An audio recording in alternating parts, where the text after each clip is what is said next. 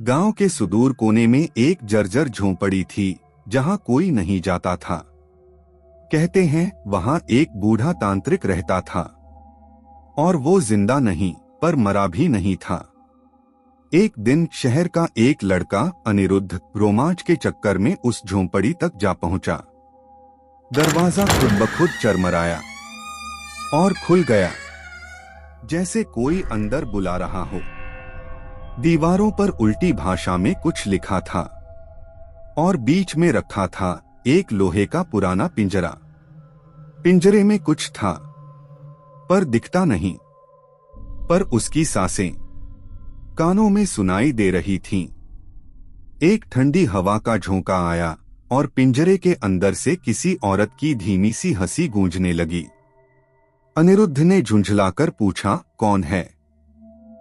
जवाब आया, जिसे छोड़ दोगे तो खुद कभी आजाद नहीं हो पाओगे। दीवार पर एक थैली टंगी थी जिसमें एक टूटा ताबीज और एक कागज था। कागज पर लिखा था, इस पिंजरे को मत छूना। ये शरीर नहीं, आत्मा है और ये भूखी है।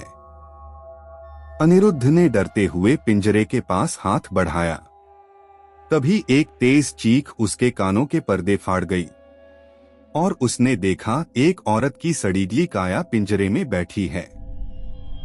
उसकी आंखें सीधे अनिरुद्ध की आत्मा में उतर रही थीं। अचानक पिंजरा अपने आप हिलने लगा।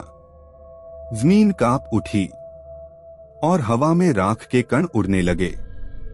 उसके सिर के पास एक आवाज फुसफुसाई, अब तू आया है, तू नहीं जाएगा। अनिरुद्ध भागने के लिए पलटा, पर दरवाजा गायब हो चुका था। अब वो झोंपड़ी सिर्फ एक कमरे में बदल चुकी थी और पिंजरा अब खुल चुका था। उस औरत की आत्मा धीरे धीरे हवा में तैरती हुई उसके सामने आ गई और कहा, अब मैं तेरे भीतर रहूंगी और तेरा पिंजरा तेरी हड्डियां होंगी। अगले दिन गांव वालों ने झोंपड़ी को जलते देखा, पर कोई चीख, कोई मदद की आवाज नहीं आई।